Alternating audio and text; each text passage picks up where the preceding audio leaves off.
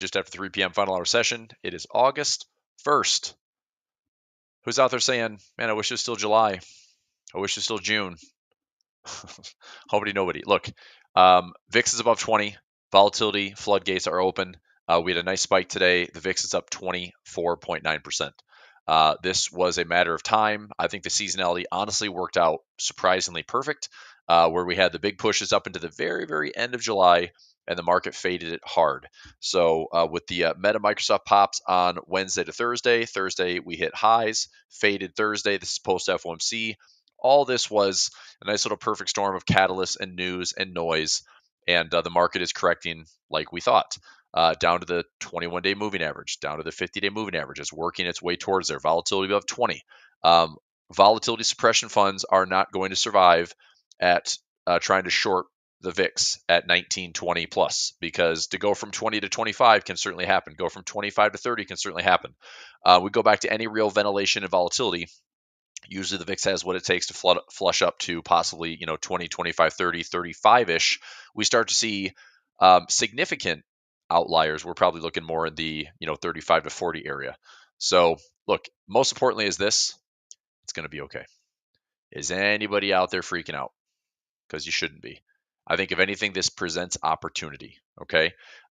We're not going to sustain 20+% VIX for a while. Yes, we could go from 20 to 30, 30 to 40. Maybe we have another crazy volatility event like we had back in April, but I don't think that's the case. I think the U.S. is going to continue to do whatever it can to pivot hard off this April low. I'm trading lots of options. I got lots of cash at the ready. So all this is good. Okay. Like, yes, I've got a red day. Big deal. A lot of these trades are it's open positions because of options, and yes, the market's down, which brings the tilt that I have towards like the longer term, and when I've got like cash secured puts and ratio spreads and things, they get adjusted when the volatility jumps up from a IV rank of 7 up to 16. When the VIX goes from 15 to 21, that's going to be volatility expansion, right?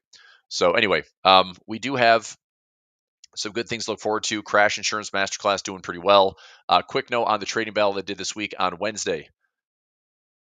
50K account closed out over 10K, $10,304 this week. Combination of trades, honestly, my biggest surprise was the dollar yen. That was the surprise win for the week. Look at that thing turn. So I did what I don't like to do on the dollar yen, which was I shorted and I shorted and I shorted. I didn't quite get my 151 handle. That was really, really close. I almost got that fill, which would actually have increased my profit potential even more. But I did short a one. It was like 148.90 and then a 150 and a 151. The 151 didn't fill, but I had all of my positions showing profit, and that is a monster candle today on the dollar yen. So a big reversal with risk off trading. 344 points on the dollar yen. Currency strength today, big old swings. So 160 on the upside with the yen, 100 to the downside on the dollar. So we've got 300 plus points worth of movement. Let's just take a glance at some of these currency pairs. This is a big move in the dollar. Euro dollar had some long positions that paid out pretty nicely as well. Gold had a pop there, just bought off the lows. Gold worked out pretty nicely. Silver, let's take a look at silver. Silver didn't quite give the same pop as gold. Bitcoin still falling over a little bit. Qs are down, SPYs are down. I'm assuming risk on. Right now we're actually facing risk off, obviously, but the risk off environment is pulling Bitcoin back a little bit. We're seeing some safe haven flows into the Japanese yen, into gold, and the bond market even caught a little bit of a bid this morning. So bonds are up to 87.91. I am hoping to get the bond pairs. For me, I've got a diagonal spread. I'm looking to get the call side taken away at 89. I have a 65 by 89. And I wouldn't mind seeing this thing go up into the 80s, 89s, and get this thing called away for some profit. Okay. All right. So let's take a look at everything heat map wise today. As you can imagine, you're not going to see a lot of green today. A lot of red. 73.9% of stocks declining. It's okay. Right? Look at the jump in healthcare. Interesting jump in healthcare. Eli Lilly up 3.1%. Pfizer up almost 1%. AbbVie 195. I tried to place a trade today on pinch point. It just the strikes were a bit too wide. UNH. I'm going to take a look at that one. That's been beat up after a miss in earnings. We're down to some fresh lows at 237, and I'm looking to see possibly COVID lows around. Oh my gosh, maybe COVID lows around 200 to 185. Doesn't look very promising, but I do wonder if there's some oversold conditions. This thing kind of catches a bid. We're coming into some major support back in 2019, and 2020, kind of in free fall here. So we'll see. I did close at a ratio split for profit. I do have some exposure on this one right now. I'm also okay if I get any assignment, just adding repairs. So I'll hang out there and see what happens. If I take the ownership, I'll just work through it. It's not a huge allocation, but 10-year yields. Probably one of the bigger candles we've seen in a while. So big red day on yields, which means bonds are getting a bid to the upside. That's not bad. So we're down about 4.45% of the 10-year yield. Not a bad thing. Let's talk levels. S&P. This is my pullback window I discussed yesterday. Pullback window, 4 to 5% expected pullback, potentially a 10% correction, just because of higher volatility. If we see a similar event to what we saw last year in July to August, it started out kind of rolling itself over like it did here, and then things got worse. Okay, now what's interesting last year is the timing was a Thursday, Friday, Monday. That was a Friday, that was a Thursday, Friday, Monday. I think that's how it worked. It was like the August 2nd through August 5th, and most of the damage was done. That was not fun because volatility spiked all the way up to what we read on the VIX was up to like 65. And I mean, it was still a jump from like 15 to 30.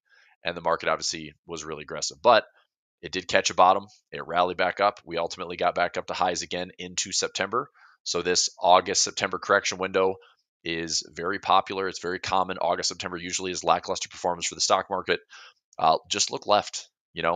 There's past resistance to become support. There's a 50-period moving average. There's a bunch of clustered moving averages down here that can all offer support. Okay. So either this is a quick and violent, nasty pullback that we'll watch and see what our levels are at. Previous resistance becomes support. Maybe we bounce off of there. Okay. Or this is where it's more frustrating, is if we have a flush lower, a pullback, and then another flush lower. That's usually what traders don't like to see because everyone wants to buy the dip, get paid on the dip, and see markets go back to highs again. But when it fails to do that, what they call dead cat bounce and then lower lows, that's when everyone starts to panic. Now, I don't think the market's coming too much lower than this. Okay. If it is, thank God for hedges. If we're going to break all the structure and this is just the big old top that everyone's been writing about, talking about, all the bears have just been hibernating for years, waiting for a big bear market, maybe it's all going to happen.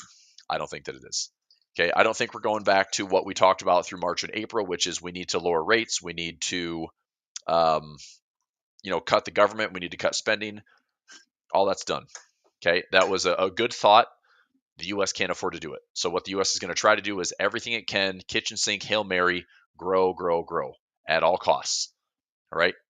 The pressure ultimately will be on the Fed. There's so much noise between the White House and the Fed right now. I don't know what is right or wrong. I don't know what the market's going to do. It's just a bunch of noise, and it's probably really disruptive. Okay. But the data is not showing great signs of growth. That's why the market probably had an adverse reaction today, because we had a non-farm payroll that didn't look very great.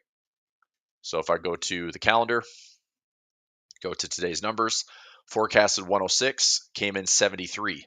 Look at this revision from 147 down to 14.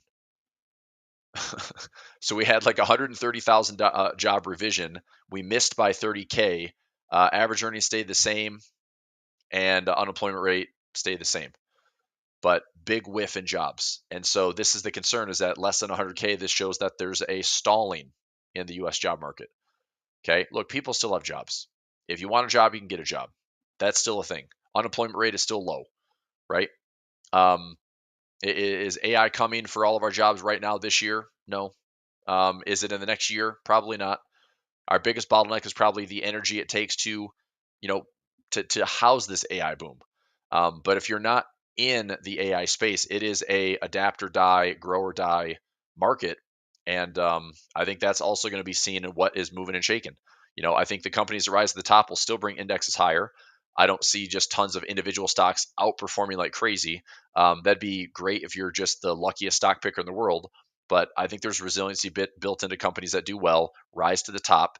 You get your top 100 S&P, powerful enough with good enough margins, good enough outlooks, good enough revenue, good enough cash, no debt positions, ability to grow, they can rise the tide.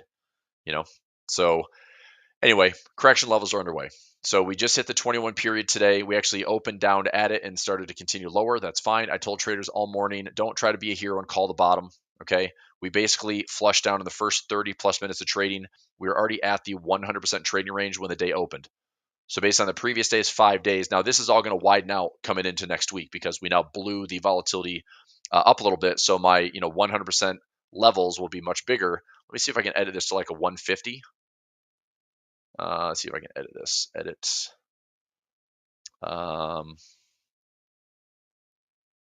That's period length, ATR source. Okay, I was going to look to see if I could extend that into. I did the rough math here. I take the baseline. Oops, let me change this to yellow. If I take the baseline here and I go from the close yesterday to the 100%, I just double that move. Okay, I'm pretty confident to say that today was at least a 200% ATR day. Now, this is why I said don't be a hero and try to call the bottom today. The market actually did respond very nicely to the same lows. We had a low right there, which was in the morning around 10 o'clock Eastern time, and we stuck that low again around 2 o'clock today. Okay. So, if we had some bottom fishers out there, it was technical. It was technical. It tested the lows. I just said don't be a hero because the VIX was still going up. But if anybody tried to grab an equal low and try to get a fill there, probably worked out just fine. Okay. All right. For the rest of the day, we have 40 minutes left. I'm curious what the, I don't know. I'm just curious. Let's see what a little iron condor looks like this afternoon. So right now we're trading around 40. Are we going to go back up here towards 70 or back down here towards 11? I'm going to look at maybe placing, what was that, 40? Up here towards 62.70. Let's find out. So if I go call fly to 70, I'm probably not going to get any premium for this. Call fly at 70. Actually, I'll just do a bear call. So I get 55 cents here for a bear call. And down to the lows, 62.11. 62.11. Can I get something here? I get 80 cents here these last few minutes. There's about a 99% chance of profit, which means if things just kind of calmly come into the close, let me see if I can grab 80 cents today. This should not be max risk. I'm only getting 5 wide here. So 10 by 5. I do this backwards.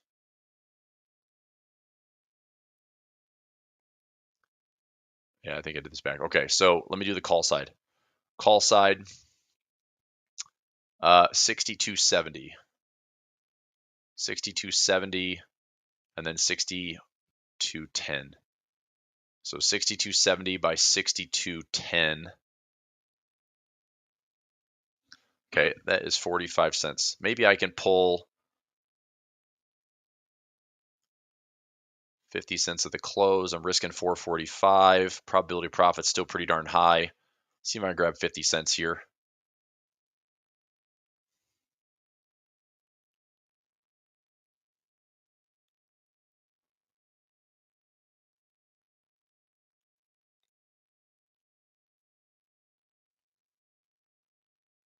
Let's see. I think that's probably a stupid trade, to be honest. Okay, if we're going to come back and test the low today, I don't want to be stuck, taking the risk at us. I don't know. Probably a dumb trade. I'm going to cancel it. It'll probably work.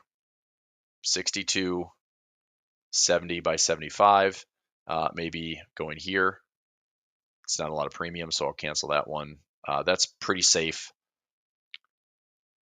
Or you want to take a real stab here, like 10. You get $1 at the close as long as we don't breach the levels. Can I get $1 down here? 70 cents. 05. I'm going to move this down.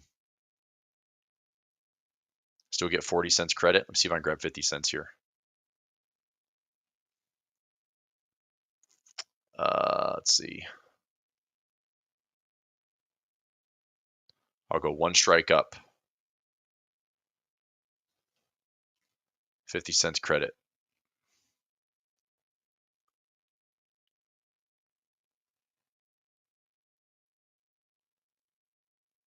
All right, we got 37 minutes. And then if I'm going to get that one filled, that was a 6205. So I'll go 10 wide again here. I'm going to try to get a big fill. So that's going to be $10 credit in case the thing just bombs. Save myself a little bit.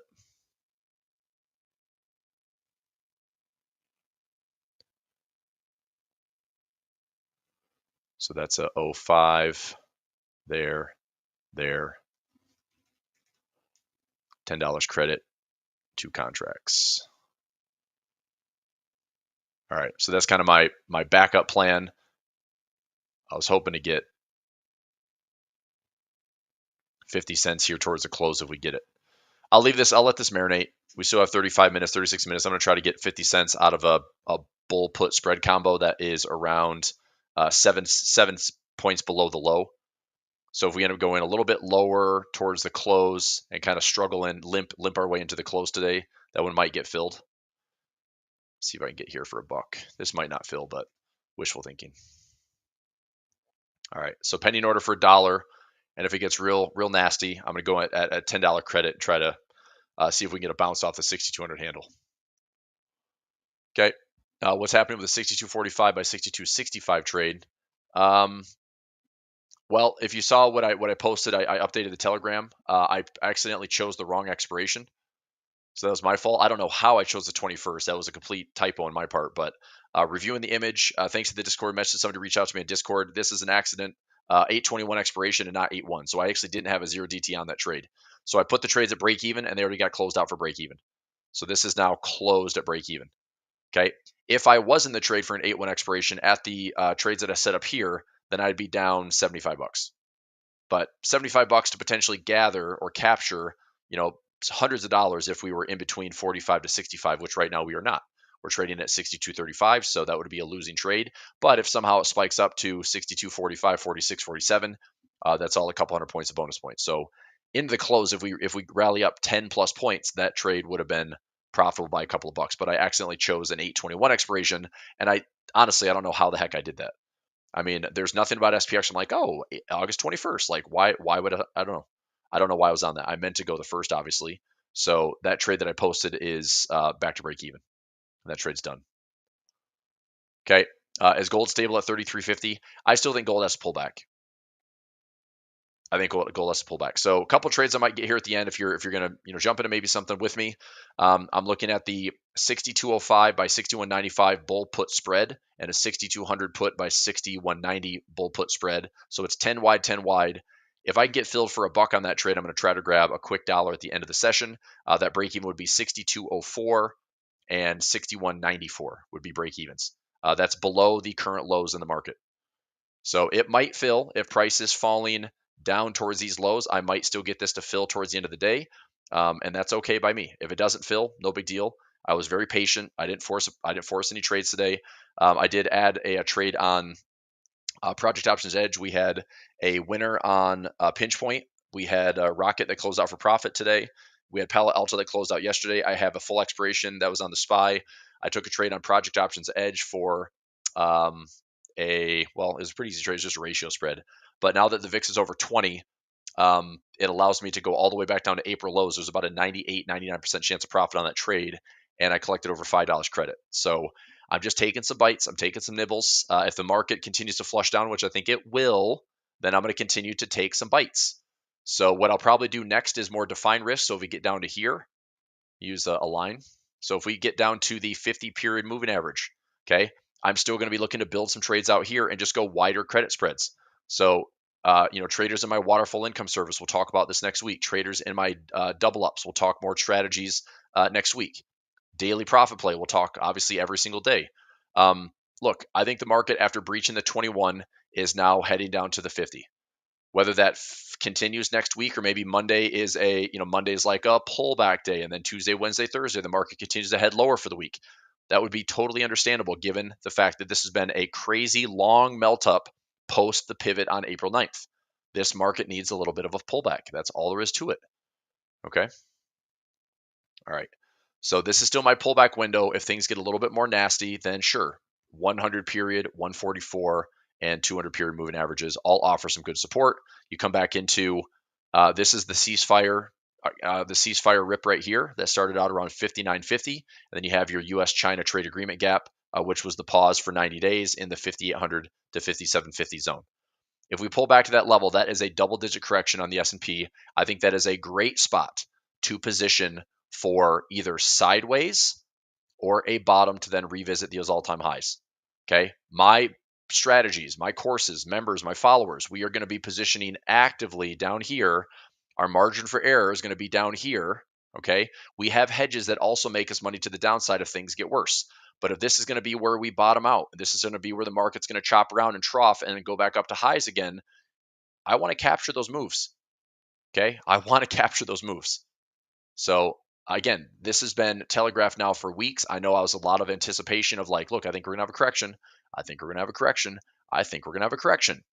I don't know how many days in a row I was talking about this, but I just wanted to make sure that we're not surprised that this is happening. Is anybody surprised this is happening? Right? Shouldn't be. Okay. I mean, I'm down less than 1% today. In fact, I'm down like half of 1% today in my portfolio. Okay. I can handle that. So the market's down from high to low right now, over 2%. We've had about a 3 1/3% correction. I'm down half of 1%. That's okay. I can survive. So we'll figure it out. All right. So again, my question is anybody surprised by this? Sure. Yeah. So the trade I just posted, it's not an official post. I'm just looking to see, oh, this is getting close. See if I can grab. Let me try to get 80 cents credit on this trade.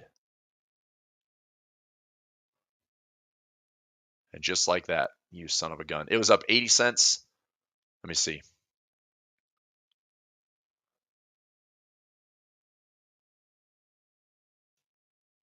All right, I'm going to put this back to $1. That was really close. It flashed up to like 80, 85 cents. We're going to see if we can come back and maybe retest the lows of the day. So I'm going to kind of compromise here and say I'm going to go after 90 cents.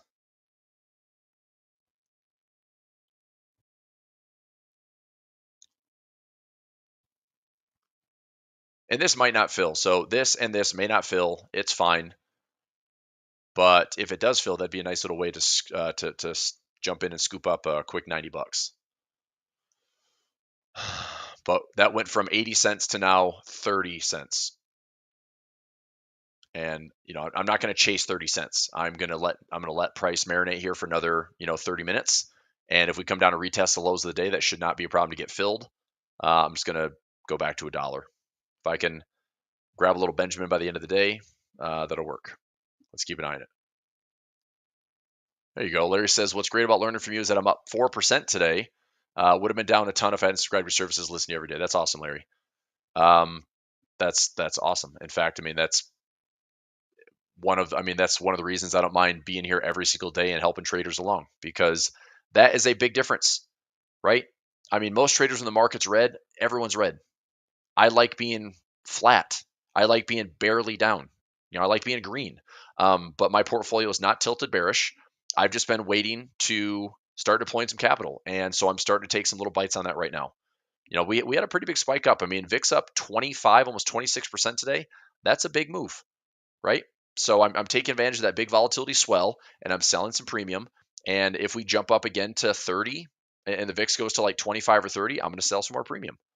But I'm using wide margins for error. Like, I'm not getting into the trenches here and selling premium at these highs. I'm selling premium way the fudge down here, way down here. So we'll talk more about those next week with some of my trades. Risk management is king. Risk management. Yeah, thanks for that, Mohammed. Appreciate that. Delta neutral. Yeah, I'm not delta neutral. Delta neutral is great. I run some delta neutral strategies, but I'm not trying to keep a portfolio delta neutral. We essentially have a 54 to 55% baked in bullish bias. If you just have a tilt in the market, bullish is like 55%. So delta neutral, I still think you have to have a little bit of appreciation for skew. If you want a better win, in fact, I did some testing this week. Let me go to option Omega.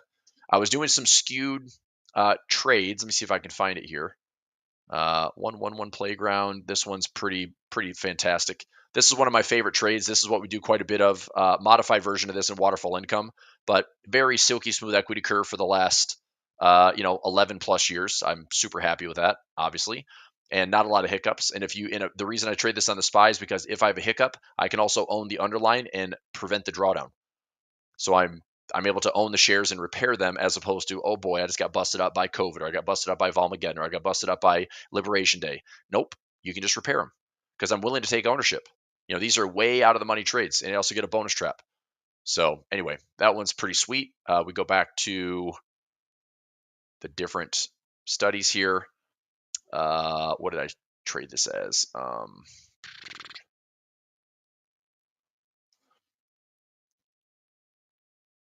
me see. So I've got a bunch of tests here. I'm just trying to figure out which one's which. Oh boy, somebody likes to use the back tester.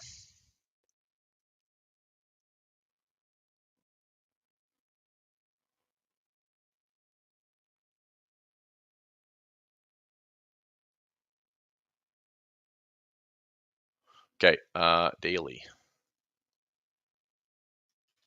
profit play.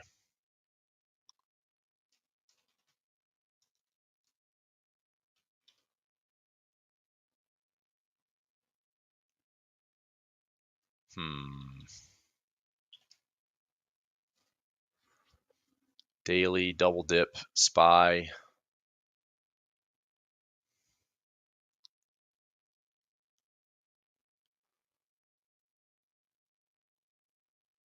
All right, I'll find it. Anyway, this is one that I was talking. This is essentially the trade I took for Project Options Hedge. It's similar to this. I'm way out of the money, looking for income. Minimum drawdown, willing to repair. You can take a lot of these losers and repair them, so you don't actually have to take them. But nice, just steady income along the way. So anyway,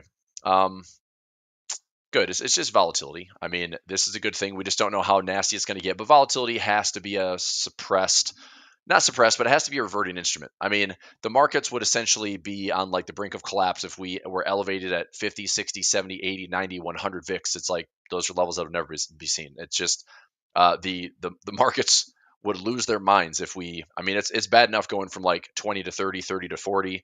When we get into the 50s and 60s, we essentially have massive lows. And if we ever experience a 60 plus VIX that retreats down to 35 or lower, that usually marks a substantial bottom in the market. It happened here with this correction in 2025. It happened here in 2024. It happened.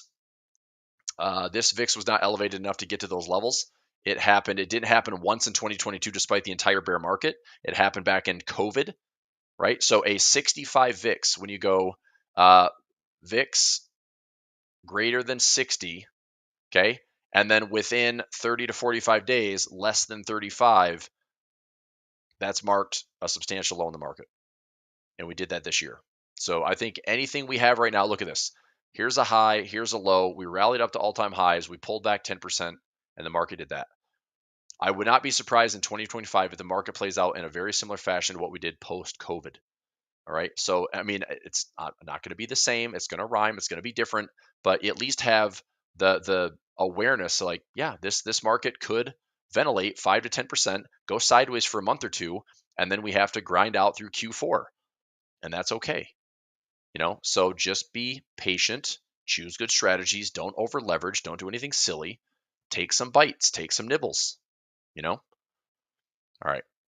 So I'll ask everyone watching. If the market fell between 6,100 and 5,700, is anyone going to be terribly surprised to see that fall? Who's like, there's no way it's going to fall that much? Or if you look at a chart, would it make sense? Because if I started from a low right here and a high right here, which you can see, there's my high, there's my low, I have a 23% fib right here. I have a 30% gain retracement. I have a 38% fib. I have a 50% equilibrium. Confidently speaking, I think that this 50-day moving average down to this potential, breakout between U.S.-China trade agreement gap, somewhere in here, the market's going to find a bottom, right? Somewhere in here, I think the market, if we're going to maintain a bull market, I think the market's going to find a bottom, okay? And I kind of hope that it does. So what I'm doing is I'm looking at, this is going to be good for double ups. This is going to be good for waterfall income. This is going to be good for daily profit play. We take some bites. We take some bites. We take some bites. We take some bites, and we look to see how the market wants to respond to those levels. Okay. So we have a combination of moving averages. We have a combination of fib and retracement levels, and we see if one of them sticks. It's going to be potentially noisy for the next 30 to 60 days. Maybe the market is going to come back up next week and fight its way back and have this nice big, failed rally and then roll over again, right? Or it just gets it over with. Started down, it gets down, gets down, gets down, gets down, and maybe it's fast, maybe it's aggressive, but then it pivots. So I don't think we have much more than a maybe 8 to 10% correction, maybe another rally, then another dead cat bounce type thing, maybe a range, and then the market is maybe going to do this, right? We started out the year, we finished the year up here in single digit gains, so maybe the positive gains everyone's all stoked about are like lackluster, but the market's still maintaining this posture. And everyone's going to talk about this like, oh, if this breaks the lows, let's look out below. Yeah, but if it breaks the highs, we go higher. And by that time we start to see more, more policy change. We have a better view of the bond market. What are rates telling us that the Fed's cutting rates? How's the bond market reacting to that? Right? All these things is like we have more time to see where the data is falling, what prices are doing elsewhere. What do these correlations mean? Okay. All right. Double up, that is a high reward, low risk setup. So we'll have good opportunities in that one as well. So easy trades. But those are the three services I'll probably be able to be the most active with as far as trading indexes and to focus on some of these pullback levels.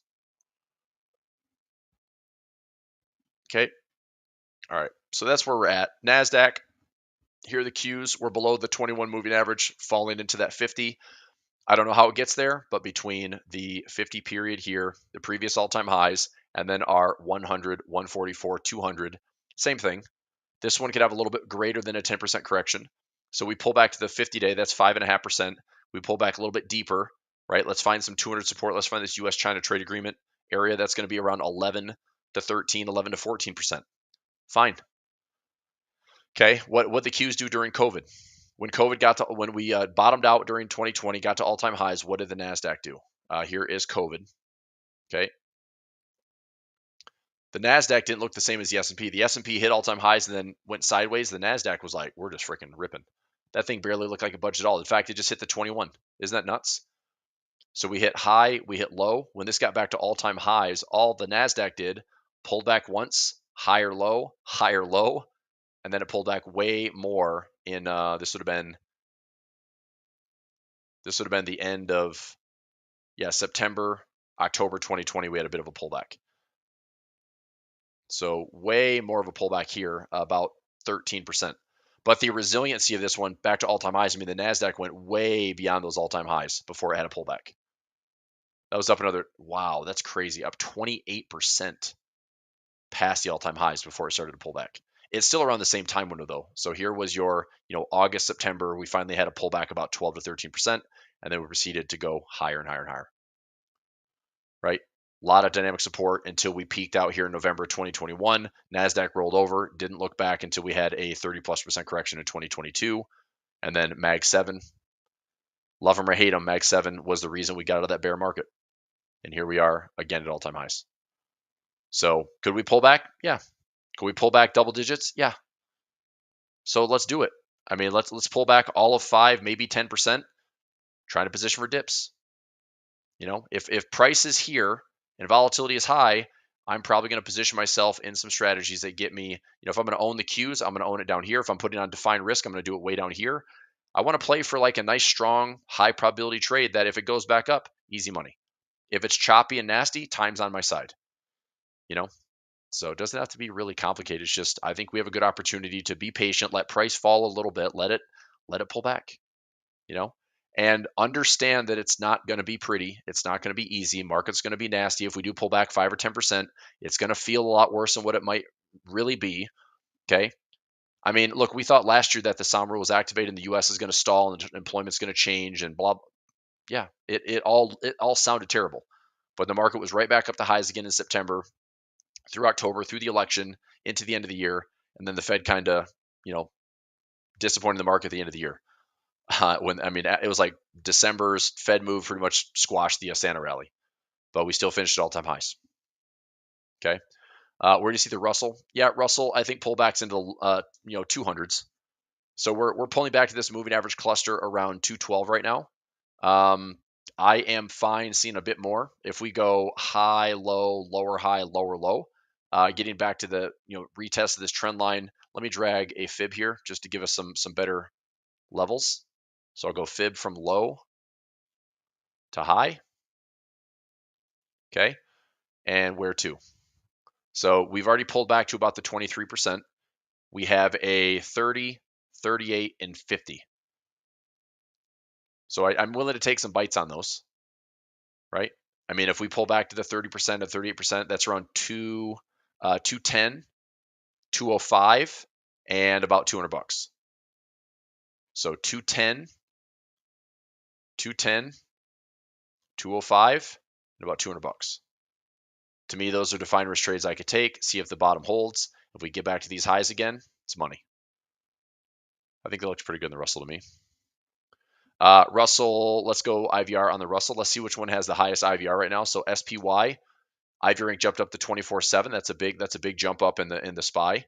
QQQ jumped up to 23.4. The Dow jumped to 16.8. The IWM has jumped up to 26.4. So, I mean, if you're looking at IWM or the SPY or the Qs, the IV rank right now is a pretty big increase, which is why I'm selling some premium. Not a ton, just enough to take a little dip, okay? And then I think we're going to pull back more, so I'll save some of that cash in deployment for more of a pullback. Okay. All right. Dollar index had a huge smash today. Dollar index, big rejection. Dollar yen really, the yen really took the big flow today. So currency strength here, just yen super strong. What a crazy move. I mean, honestly, the yen was super weak on Wednesday to Thursday. And I was thinking that my dollar yen position that I took for the trading battle was going to be in a little bit of water. So I was like, well, I'm going to position myself out of it. So I was long euro yen for profit, long Swiss yen for profit, long Aussie yen for profit, was washing that dollar yen trade. And then today just freaking crushed it on the dollar yen because I had two positions in. So they all paid out really nicely with that 300 pip reversal. And then I was also short the indexes. So good pop on gold. I mean, I couldn't have really asked for a better setup as far as like how the week finished out with some of my trades. So big move on currencies, dollar index. Do we go right back into a bear market on the dollar? I don't know. I don't think so. I think this is still, this one. I mean, we just came shy of. I think we're at 100. Is that where it came back to, and then pivoted hard? So the high today was 100.25, and what a hard like round number that was. So I'm still just like, let the dollar do its thing. I mean, if this is still going to hold this trend line, maybe pull back here, maybe catch a bid. I don't know, right? We pull back to 102 or 101 maybe. But it's just a very noisy basket. And I think this one-off move on the yen today that had huge volatility, Aussie yen down a ton, right? CAD yen down a ton. Euro yen down a decent amount. Pound yen, look at that baby. Pound yen, 390 pips today. Wow. Swiss yen, decent drop on the Swiss yen. New Zealand yen, decent drop on the New Zealand yen. That was down about 180 points. And then the dollar yen with the weakest dollar, the strongest yen, over 300 points as well. So pound yen, dollar yen, super volatile today. And that makes the 6J instrument look pretty interesting, which is Japanese yen futures. Am I a buyer of Japanese yen? No, I'm really not. I still think this is a bunch of noise. This is a one-off trade. I wouldn't be surprised if this market still just grinds. Maybe we get a chance to buy way down here. Japanese yen gets stronger. So I'm not taking the bait. I don't like to chase the yen. It is a super elusive currency that you can make a lot of money, you can lose a lot of money. So I tend to be on the side of caution, which is I don't love to lose money.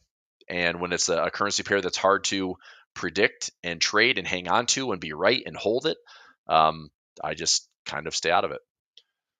Dollar's bullish move is the only corrective one. I mean, I think so too. I mean, dollar index to me is a pullback that was needed. This was an overcrowded sold position that needed to have a pullback, and we got it, right? And we got it. Let's see here. All right, so it doesn't look like my bull put spreads are going to fill today. Price is going back up here to the last 12 minutes. So that $10, nothing. Yeah, those are not going to fill.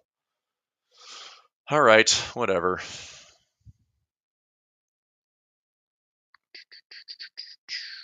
Let's see what happens. Maybe we have a wild 10 minutes. At the bottom, 85.95 at the top. That is like a gap fill. That's still got to rip 40 points.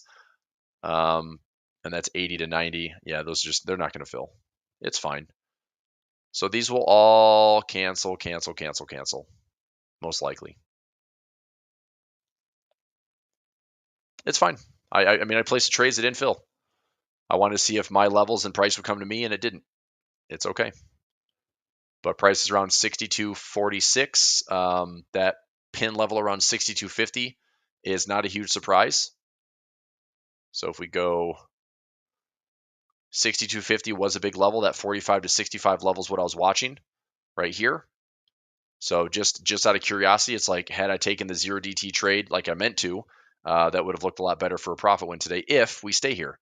You know, if it's below, this is where the risk is. So if I'm below 62.45, if I'm less than that, then I'm risking like 30 to 45 bucks. If I'm in between here, one of these trades has potential to pay out like $950 to $970. So it is a good setup. And then if we're greater than this, then again, I'm still risking. So I'll keep an eye on it.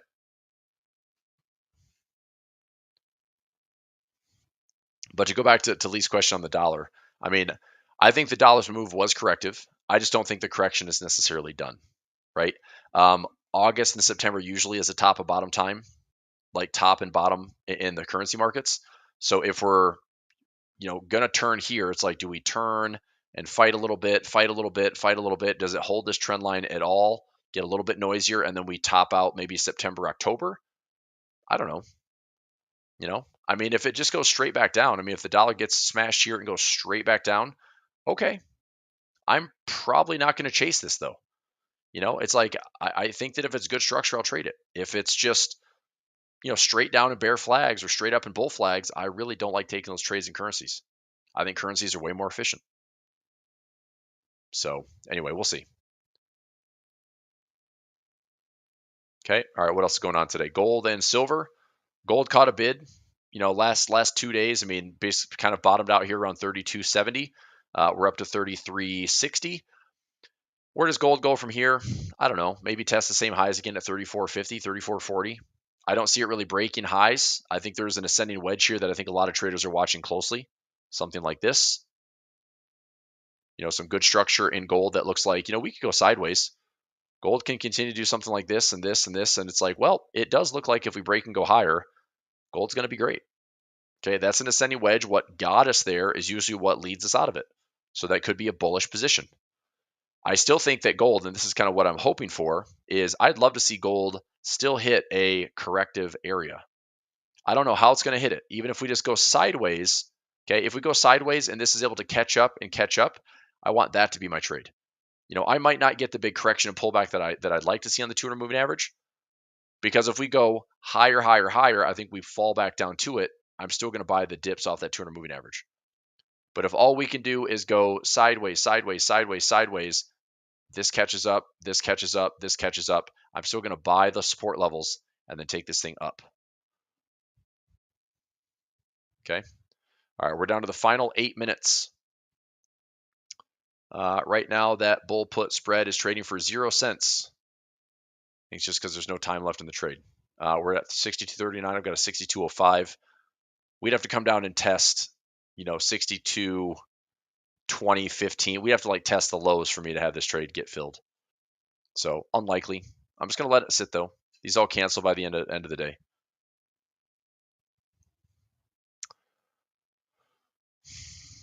Good thought. You think October before the dollar continues? Possibly. I mean, that would make sense for smart money to kind of play around with it, right? Smart money just finding ways to level in, and the dollar ultimately is still in a bit of a bear market move, and the bear market just gets sold pretty aggressively. So I don't think I want to chase the dollar. but I think positioning bearish is probably not a bad play. All right, silver.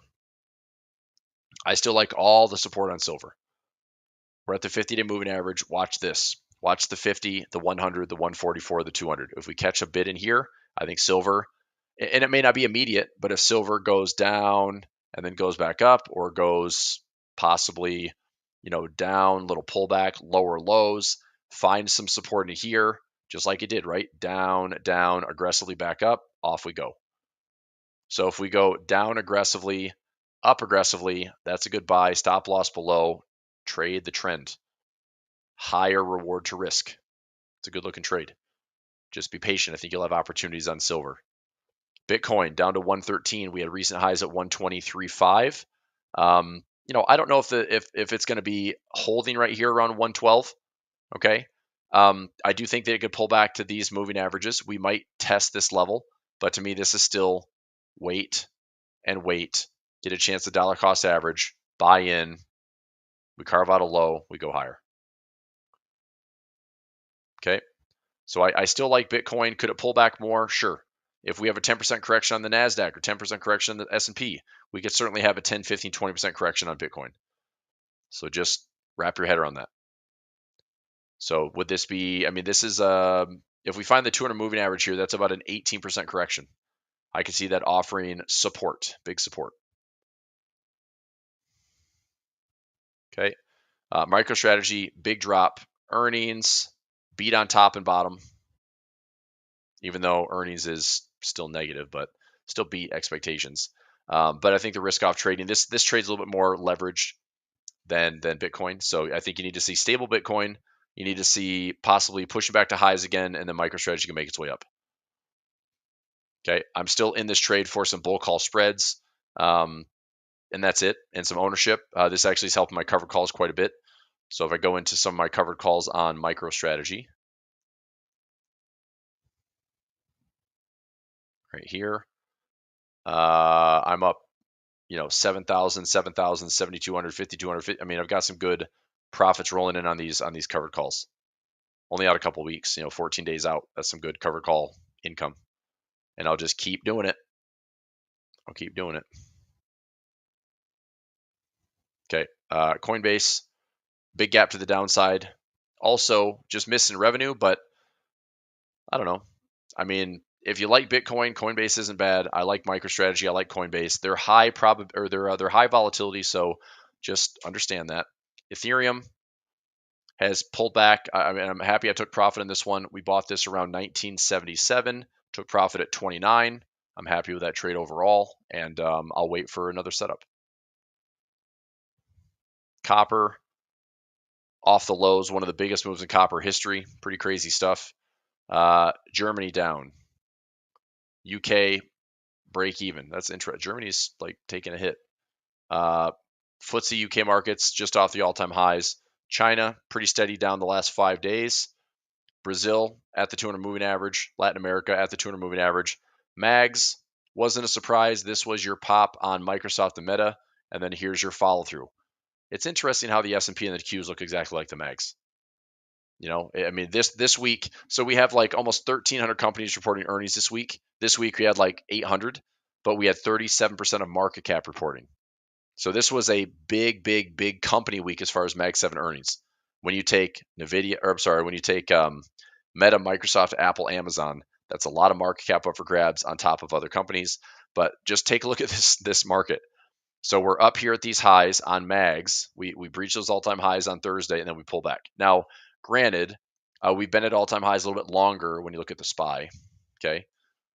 So SPY was breaching the highs here. And, to the market's credit, we did have a bit of a broadening because Mags all by itself, lagging was Tesla, lagging was Apple. And so it wasn't just Mags to the moon. So we are pulling back here. And the SPY is also 2 days into a nasty pullback as well. So there is a strong correlation there.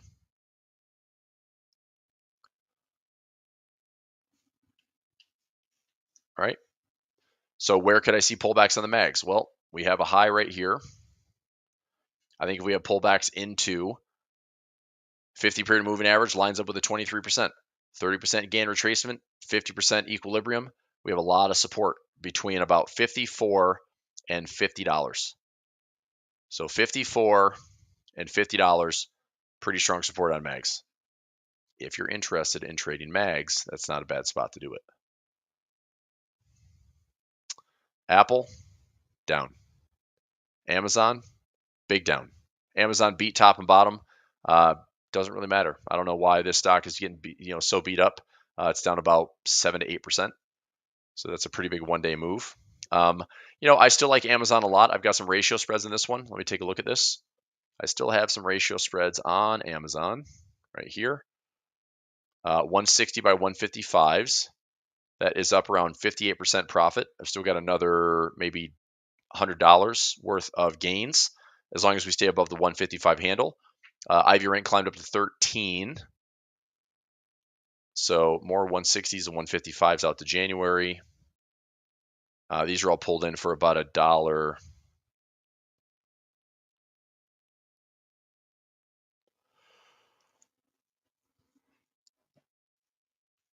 Let me see here. So one trade, this one is a 160 by 155 out to January. This is a ratio spread.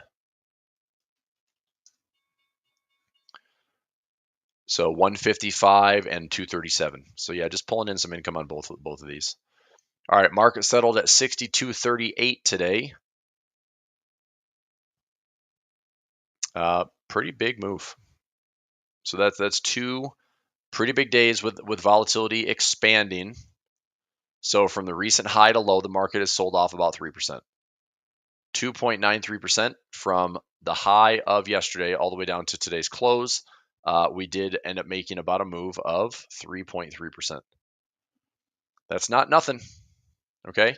But it still has more to go. So how fast does it go? I don't know. Is the market going to fight back next week for a quick fade or quick jump up or quick squeeze? I don't know. I mean, maybe. If it's high, low, pull back, and then fade, I'm going to try to fade it. If it's low and low and another low and another low and it just gets nasty, that's fine. Expect a pullback, everybody. It's starting. The momentum is shifting. We're getting gaps. Volatility is expanding. We're at 20.64 on the VIX.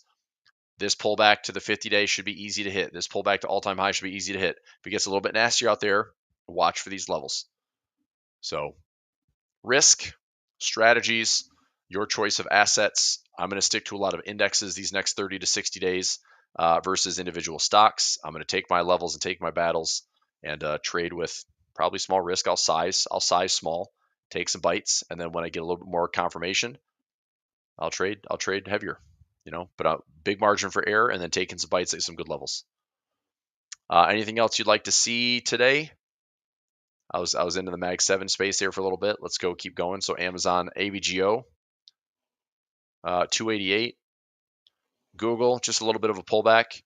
Meta, down day after an indecision candle yesterday. Microsoft follow through off that high. I really wish we got filled at that bear call spread on newsbreakers. That's huge. That's disappointing we didn't get filled when it was both in the money. I was hoping that would have filled us. Netflix down over double digits, like 12, 13%. NVIDIA from the highs at 183 down to 173. Tesla down to 302. Still a lot of consolidation here. I think Tesla, here's what Tesla bulls are probably waiting for. If we break that level, this can be choppy. If this consolidates, Tesla gets back above like 320 to 340, break, pause, and go. When this is an open space, I think Tesla's going to be going after all-time highs. So I still think Tesla is pretty encouraging. TLT caught a bid. WD caught a bid. I'm looking for, TLT in the short term may get up to 88, 89, 90 handle before it falls and fades. Berkshire Hathaway just hanging out around the 200 moving average. Bonds, here's TLT. We're up to 87.88 or 87.82 was the close today. I've got a diagonal spread with a sell call at 89, and I'm trying to let it go from there. I want to get out of the diagonal spread for some profit. I think my TLT position, if I can get it close out at 89, it's going to be about $15,000 to $16,000, and then I don't really want any TLT in my portfolio. So I don't own TLT, so I'm trading the option on it. And I was just trading it, buy the in the money call, sell periodically against it, and see if I can grab some, intermediate income at like 30 to 60 day increments. 10-year yield down a decent amount today. Let's see if this continues lower. Keep in mind, however, okay, when this market was dropping, that was not a good sign. When the 10-year yield was down, who remembers this year? The markets were, being set, like Scott Bess and Donald Trump were celebrating the 10 years down below 10% or 4%, right? We were down below 4%, a sub 4 10-year. Well, that didn't take very long. The whole basis trade blew up shortly after. So I don't know. Just keep an eye on it. I mean, if we go down and down and down and down, guess what? This is probably a run to. This is probably a run heading into September's rate cuts. And I think either we're here or we're here, and then the Fed cuts rates, and all of a sudden the bond yields do the opposite like they did last year as well. So if we're lucky, yields go down, but I don't think it's permanent. I don't think we're going to go too much lower than 3.7, 3.6. We might not even go too much lower than Liberation Day levels, which is 4.1. But got to watch those yields. Okay, futures market, we did currencies. Alibaba, little choppy. Baidu, choppy. FXI just off of recent highs. KWeb still holding, looking to get back to recent highs. JD at 31, selling some calls. Dividend growth, watching those carefully. I'll keep an eye on these maybe for some additional buying. They're cheap ETFs, good exposure to large cap growth is, I think, good for about 200 stocks, maybe more. Like large cap growth is, I think, 200 plays. It's a little tech heavy, but a little more broader. So it's like 200 some stocks that are put into this ETF. Advanced decline, falling on the 50-day, little peel back on the 200-day. Big move in the NASDAQ. So NASDAQ very red, 200-day very red. So NASDAQ's getting probably a sharper pullback than the S&P. Costco actually up for 2 days. Interesting. Walmart, pretty resilient. Nike, fine. Home Depot, actually green today. That's surprising. MasterCard, red. Visa, down. AXP, down. We had earnings last week on that. Johnson & Johnson, fine. Progressive, we're below the 200 moving average. Chubb, below the 200 moving average. Palantir, tiny little pullback. Hims, little pullback. Probably some volatility ahead. Carvana, big gap to the upside. Did I not get filled in this one? We were up to 414 on Carvana. Good Lord. Let me check newsbreakers. Carvana.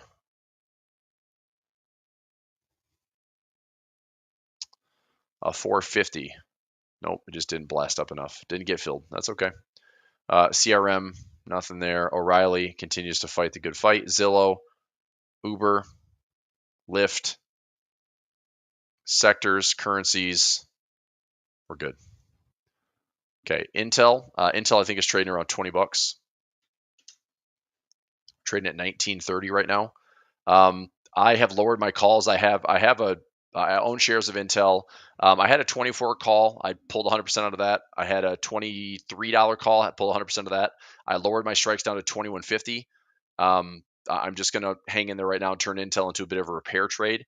I still think if you're willing to hold Intel, holding lows around $18 and change, like 18 to 18.50, there's probably a pretty good chance that we hold 18 and change and then get back up to like 23 or 24 bucks. So I like the idea of a range trade here. If you can, if you're willing to hold it, get back up to like $23, $24. If I have the opportunity to take profit there, I probably will. I don't care that we have a huge gap here. I'd love to see it get there. But I think if you can buy low and take profit here, that's a safe trade. So pretty resilient. Fundamentally looks pretty good. 23, 24 bucks. But if the NASDAQ is down, like it's gonna struggle a little bit. Okay, we're good on that. Good on Intel. Good on TLT. All right. What else for this Friday? I think I'm good, man. Okay, we grinded this week. Trades and results. Let me see here. Posted my summary. Let's go here. Daily profit play, 5 for 5 this week. I didn't get filled on any of my SPX trades today for daily profit play. So 5 for 5, all winners. That's fine. Pinch Point had 2 winners this week. Rocket was 1 and Palo Alto was 1. I had a winner on the SPY for Project Options Edge. And had a 111 trade that was profitable. I had a winner on Intel, on SPY, on Tesla, on IWM, UNG, and JD. So active enough. Now is where the real trading starts. Now it's making sure that I'm balancing the downside risk, making sure I'm not getting too overcommitted, too over leveraged, being patient. A spike in volatility can be very disruptive if you're not careful. So just because we have one big push today, two things happen, right? This VIX either continues higher, and we're going to see a flush into the, maybe the 20s to maybe 30s, and that maybe is a reversion again. Okay. But just like we saw before, if this is a volatility event, are we going to see this up into the 30s and then another resistance level or another reversion? So all I'm saying is this could still stay elevated, which means got to watch out for some of those intraday moves. All right. I like 0DD. I love 0DD because it's pretty exciting. I mean, and I don't trade to get excited. I'm just saying, like, managing trades in a 0-day environment is amazing to learn, simply because if you like the idea of going out 30 days or 60 days or 90 days or a whole year, you can see the trade play out from start to finish in a single day. And so the amount of like reps and lessons and watching how option prices works and watching how gamma and deltas all work together, trading 0DT can teach you a lot of things very quickly. It can teach you what to do. It can teach you what not to do. It can teach you all about risk management, because you're not careful, you can take on a ton of risk in a 0-day environment. You can also make a lot of winners. So, there's a method to my madness, and I'm trying to pick clean trades and good levels and good fills. But if the VIX ends up going higher, then I'm just going to keep taking little tiny bites. Okay. If we have one more, spike up in the VIX next week and then it starts to fade, well, we're probably putting in that correction window, and then the market's going to be choppy for maybe a couple of months. Okay. And then we come out of that with maybe a fake dip and then a rally. But I think by the end of the year, we're still going to try to be at all-time highs or higher, I think. I hope. Here's one to be optimistic. I'd like to be optimistic versus like doom and gloom. Doom and gloom is never fun. Doom and gloom is way disruptive. It was way more doom and gloom when it felt like a systemic risk early this year. I think that's changed. So it is way more like US doesn't really have a choice other than trying to grow. Okay. So I don't think that the whole world is going to turn their back on the US. I think the US market's going to continue to be like this pillar of the global economy. I do think that if the US isn't careful, it can have, like China's going to run circles around us, because this whole idea of building out AI and what we can do to produce electricity at a cheaper level, we're not there yet. Like, we're way behind China right now. And we're also way behind. Right now we have peace.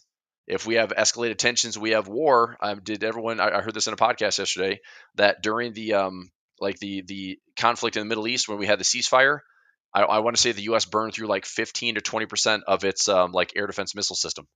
15 to 20% of its volume, its inventory. It takes months and months and months to replace that stuff. That's where the whole rare earth is found and needed. So, like it or not, like, we've got to be frenemies with China. We got to figure out how to, deal with them / do a deal with them, or else things get way more challenging. All right. Kugler's resigning from the Fed board. Okay. Well, it's not Jerome Powell. So I don't know if that means anything. So, all right. Hey, look, enjoy the weekend. Thanks for being here with me this week. Good trading. We survived. We knew this was coming. It's still going to happen. We're still going to have corrections. It's okay. It's all going to be okay. All right. Looking at some of my waterfall income trades, we have called a bit of these toppy patterns. We're seeing some good profits on them. This trade's already up about 40%. This trade's already up about 68%. This trade's already up about 23%. We just took those trades the last 2-3 weeks. Okay. That one closed. Those are fine. That was an accident. I didn't mean to do the 21st. That was my bad. I was still would have lost about $70 on the trade, so it's no big deal. But anyway, the call condors we've taken in waterfall have they're looking pretty good. I'm trying to get more. So if that $1.60 trades for over $100, if the $1.25 trades for 80, 90, it's close. It's at 85 right now. That's not a bad one to consider taking. And then this one for 230, 230 trades for maybe 120, 130, $150, taking some profit. So we'll see. A little bit more downside pressure makes these trades pay out even better. Okay. All right. Have a good weekend, everybody. Let's come back and do it again next week. Let's grind. Expect some more pullbacks. Expect the volatility index to continue to go up a little bit, stay more elevated. Recent all-time highs, 50-period moving average. All these are probably going to get tested. How aggressive the bulls are depends on probably that bounce off the 50. If we bounce off the 50, okay, fine. We pump back up to the highs again and then stall. Well, this could be just a build-up until we find our footing. I think there's potentially a high, low, lower, high, lower, low. This is where it gets a bit scarier, but we trough out here and we find our way back up. So just be prepared. I mean, look, summertime, it's August, right? Kids are going back to school in the next 2-3 weeks, family vacations, like get it all in. Most of Europe's on vacation. Things are going to be a little bit lighter. There can be some shenanigans happen in the currency market. We have lower volumes in the stock market. This is a perfect time for trades to be moving when nobody's really watching. Okay. So higher volume, or what, not higher volume, but like bigger percentage moves can certainly happen to catch the markets off guard. Okay. But just be ready for, these positioning levels we talked about to take some bites. Watch your levels closely. And if you come and join my daily profit plan room every single day, we'll talk through them. Okay. Hey, Charles, what's up, man? 1,857 pips, 2,600 pips. I've also got at least 1,000 pips for 5 consecutive weeks. There you go, man. It's a robot doing work, as it has for 6 years now, 6 or 7 years now for the old Perfect Storm Pro. Good stuff, man.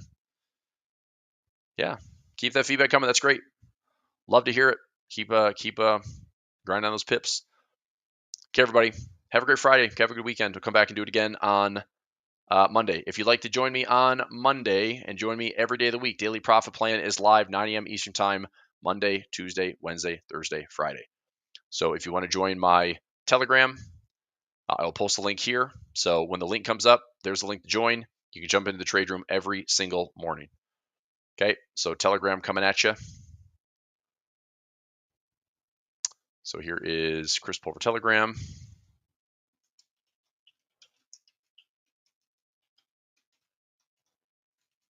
Okay, and also I'll send a third Discord link as well if you'd like to join my Discord. Chris Pulver Trading.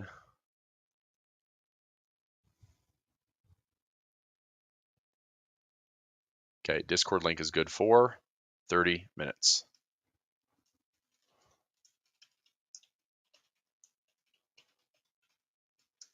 Okay, and I'll type in the chat here, daily profit plan,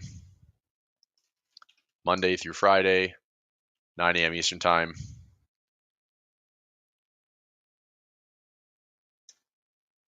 Link in Telegram. So I run that session on Zoom as well as YouTube. Okay. All right, good stuff. All right, buddy. Have a fantastic weekend. Appreciate that, William.